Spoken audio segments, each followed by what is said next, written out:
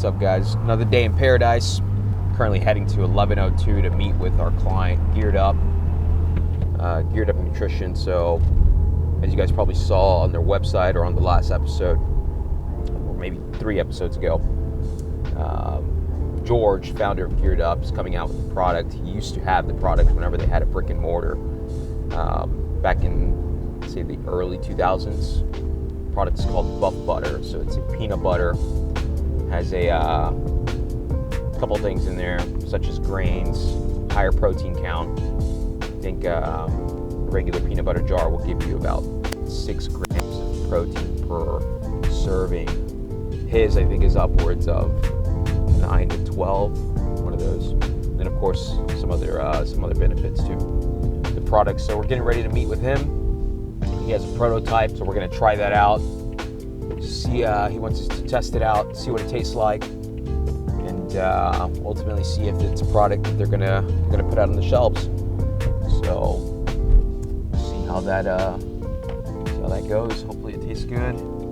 I have no doubt that it's not gonna taste good, so I'm stoked. Big fan of peanut butter.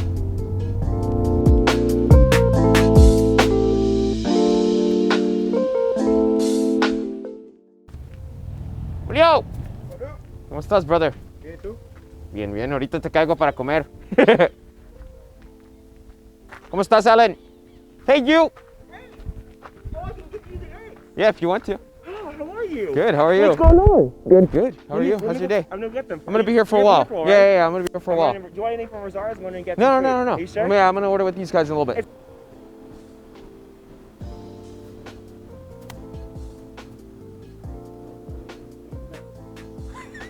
I was gonna let you squeeze the shit out of her. She would get a heart attack and then I'd get choked out. How are you doing, brother? What's up, man?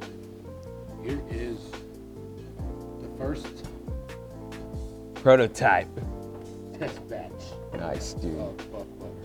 You ordered labels already too? No, these are the former labels Yeah. we had before. But I'm actually right in the process. I was going back and forth with my art guy earlier, and we're adding to it. Nice. So we're changing a few things on it.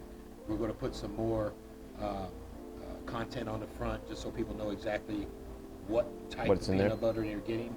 You know, it's an almond infused peanut butter, so you're getting the best of both worlds.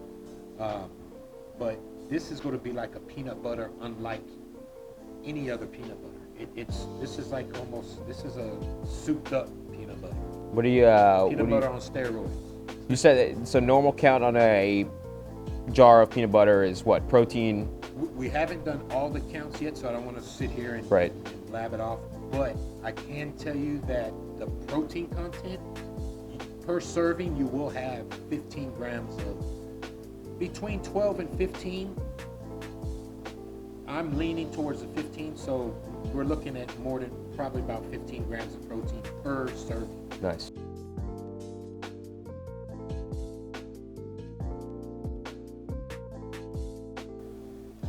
Here we go. I'm stoked. You guys be honest with me. All right. Tell me how you guys like it. We had a couple others try it. What do they say? Well, actually, don't tell me until after we try. That way I don't form a bias. See the consistency? We wanted to make sure. See that? Oh yeah. It's spreadable. You know, it's nutty. It's got a crunch to it. That's me. Usually, little by little, or do you do it all? You can just do whatever you want. Oh yeah, that's good. That's good. Here. That's good. Consistency is amazing. Taste is amazing. Honestly, I wouldn't change anything, bro. No, I'm not. You know, we ran across one thing. What are others saying? You know what I want. They're staring at that because they want another one. Yeah. They're thinking that the jars are ready. But I think the consistency of being peanut and almond makes a big difference. Yeah, I like the almond touch on it. I'm a fan. I like almond butter more than peanut butter, but this is the perfect blend because I use both. My shakes always have peanut butter in it. Okay, good.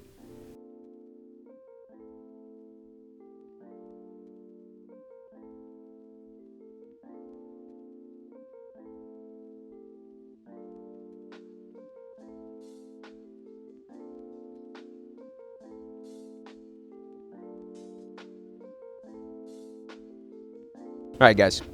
Appreciate you guys tuning in again. Today's talk of the day, or day in the life, subject we're tackling is efficiently managing your money during this pandemic, right? Everybody's been affected by the pandemic, whether they've lost a job, they've been laid off, they're a business owner that they've had to close their doors temporarily, or they're looking at potentially closing their doors for good. So the idea is, how do you manage your money during a pandemic, right? We have very limited options, with the exception of, Congress and the Senate did pass the CARES Act, and that has provided some relief in terms of if you're a mortgage holder. But at the end of the day, there's a lot of uncertainty on what other kind of stimulus package is going to get passed, or what type of relief is going to come through the doors of Washington at this time. I wrote a few things down that I think are smart moves to make in terms of how to properly manage your finances during this pandemic.